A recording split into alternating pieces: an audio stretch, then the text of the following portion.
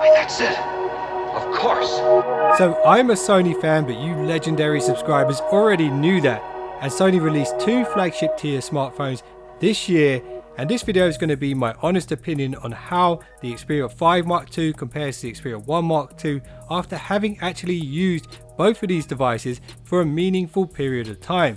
And at the end of the video, I'll tell you which one I prefer, and I'll also tell you what my dream Sony Xperia flagship phone in 2021 would look like, based off of my experience with these two formidable phones. So I just want to pause right here to thank the sponsor of today's video, Piggy. Head over to joinpiggy.co.uk at the end of this video to check out what it's all about. Piggy is a website and Chrome browser extension built to save you time and money and give you cash back next time you're at the checkout. When you have the Piggy browser extension installed, whenever you hit the checkout, Piggy will scan its database of over 6,000 partner websites and add automatically discount and cashback offers without you having to do anything at all. And it takes literally a matter of seconds.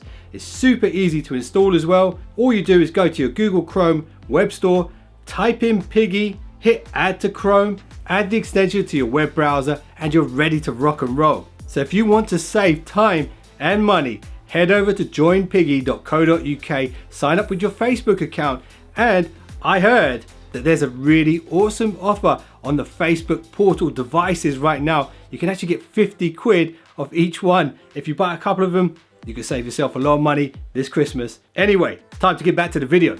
So I guess Sony threw these two different designs out there to see what people preferred, the more chiseled chamfered edge on the Xperia 1 Mark II or the more rounded one on the Xperia 5 Mark II. Now here's what I think after having used them both. I find the rounded edges on the Xperia 5 Mark II 100% more comfortable to hold. The chamfered edges on the Xperia 1 Mark II might look nicer though, but I have to say I do prefer the curves on the 5 Mark II when it comes to actually using the device. So really it comes down to comfort versus looks. Now the elephant in the room, the displays. On the Xperia 5 Mark II we have that Full HD 120Hz OLED panel with HDR, and on the Xperia 1 Mark II we've got that amazing 4K HDR 60Hz display, which is also an OLED. And I'm going to be really real with you guys here. Quite honestly, I barely watched any 4K videos at all on the 1 Mark II since I've had it. I usually just watch YouTube videos, and what makes it even worse is I watch them in portrait mode, which means I'm not making the most of that 21:9 cinema wide screen. I know, it's stupid. I can't even be bothered to turn my screen sideways, but that's just the way I like to use my phone, unfortunately. But what this does mean is that the Xperia 1 Mark II does have an advantage, not just when it comes to 4K video and having that higher pixel density and everything like that, but also when you're watching in portrait mode because you've got more width thanks to the bigger screen. So that is definitely going to be a win for the Xperia 1 Mark II when it comes to watching and consuming video content. Now on the other side of things, here's a definite win for the Xperia 5 Mark II. The Full HD HDR display looks just as bright and just as sharp thanks to its size as the 1 Mark II, but that 120Hz when it comes to overall user experience is a game changer. It really is, and anyone who says otherwise is wrong. It's so much smoother, and after properly using both of these phones, the Xperia 5 just gives you the impression of being a more well-rounded device, no pun intended. Now here's an area where Sony could change the game when it comes to that 4K HDR panel on the Xperia 1 Mark II, and that would be if Sony put in the HDMI input onto the side of the device like we see on the Xperia Pro. It would make this phone the perfect partner for any Sony Alpha camera, and imagine being able to use the Xperia 1 Mark II as a monitor for any HDMI device, even a PS5.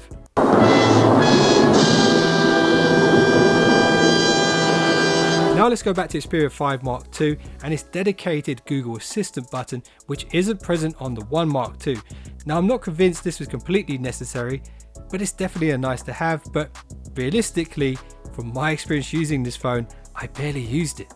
And on that note, I did have some thoughts on the Xperia dedicated buttons. So during the recent Qualcomm Tech Summit, Kishida-san, director of Sony Mobile, spoke about expanding the prowess of the Xperia devices when it comes to gaming. Gaming is fundamental to Sony's identity. Now check this out. That camera button is in the perfect place for your right trigger finger. And if this Google Assistant button was slightly more towards the top, it would be in the perfect place for your left trigger finger, which would give the Xperia devices physical buttons to use for gaming, stuff like shooters or even racing games. You could use those triggers for your controls, and all Sony would need to do is program some software into their game enhancer to remap those buttons, and there you have it. One of the best gaming devices on the market.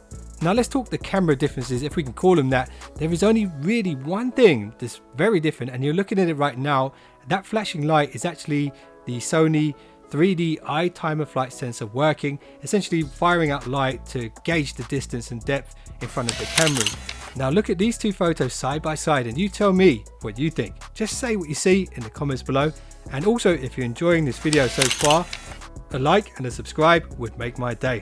So I've been using Xperias for a long time, and I've discovered a little bit of a glitch here on Xperia 1 Mark II that doesn't seem to be present on the 5 Mark II. So check this out.